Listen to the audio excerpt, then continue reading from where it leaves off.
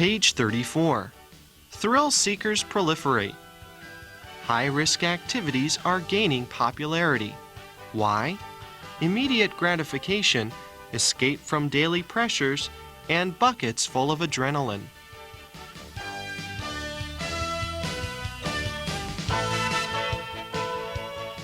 A year ago, G. Stockton Strawbridge, former president and board chairman of the Philadelphia-based department store chain Strawbridge & Clothier, hurled himself out of a hot air balloon attached to nothing but a 55-foot rubber bungee cord. As instructed, the 78-year-old Mr. Strawbridge dove forward with arms spread like an eagle, plummeting 15 stories. The shock of the cord broke his fall, pulled him skyward, and then bounced him 2 or 3 times like a child's rag doll. As the elastic cord stopped bouncing, the balloon descended, dropping Mr. Strawbridge gently to the ground. Mr. Strawbridge is one of a growing number of Americans who have taken the bungee plunge.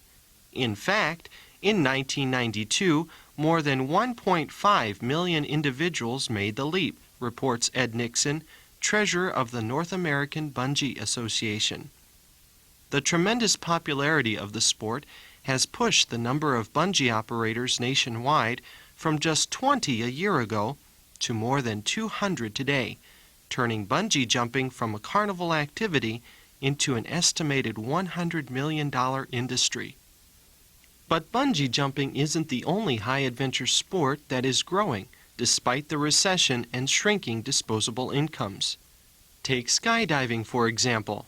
The United States Parachute Association, USPA, estimates that Americans will make more than 2.75 million jumps from airplanes this year, up 10% from 1991. Then there's whitewater rafting.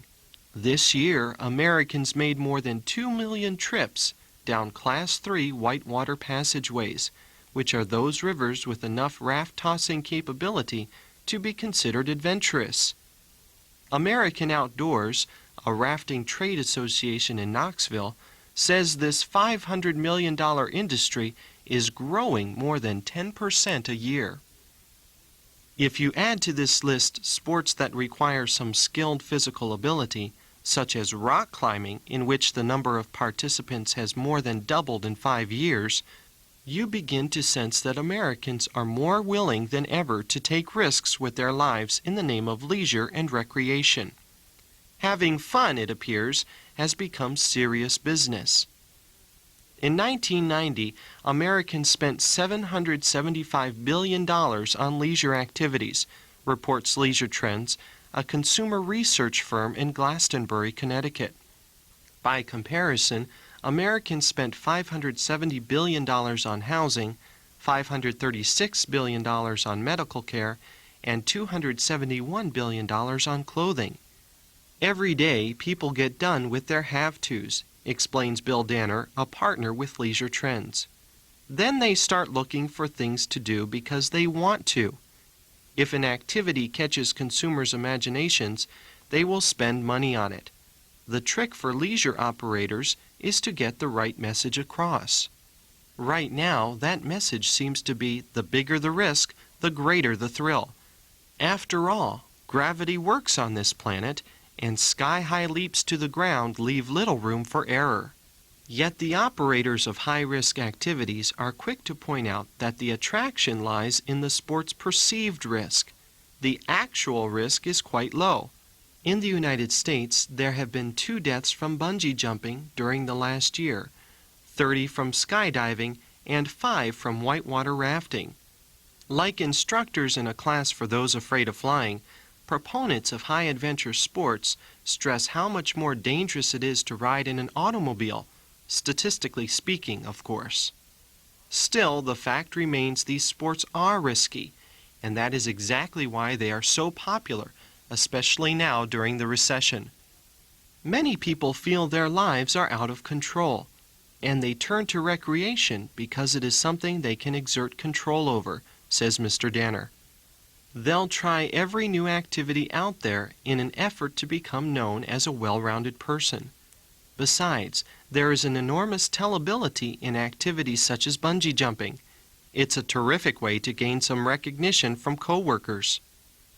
The pride, satisfaction, and euphoria these people experience after facing their fear and doing something risky is undeniable. In fact, it shows a willingness to meet challenges head-on. But success at high-risk sports does not automatically transfer to other areas of a person's life. You have to be committed to working on those areas, explains Dr. Will Miles, a clinical sports psychologist in Denver. Success is never guaranteed. Yet some members of the business community regard high-adventure sports as a way to enhance success because the activities can help foster work and develop a sense of camaraderie among workers. Many consultants have used whitewater rafting and rock climbing for years as part of their team-building exercise, and companies such as Bankers Trust in New York are beginning to see benefits from employee skydiving outings. Don't look for bungee jumping, however, to become a sanctioned corporate training activity anytime soon. Although people can gain a sense of accomplishment from the sport, I can't see how this would apply to team building, says Stephen Klett, co-owner of Peak Performance in Colorado Springs. Besides, you couldn't get insurance for this even if you wanted to.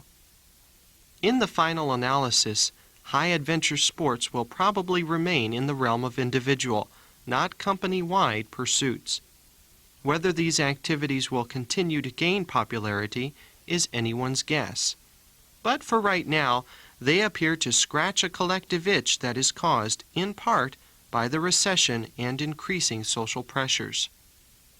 Vocabulary focus: gratification, adrenaline, hurdle, plummet, perceived, proponent, exert, euphoria, camaraderie, sanction, realm.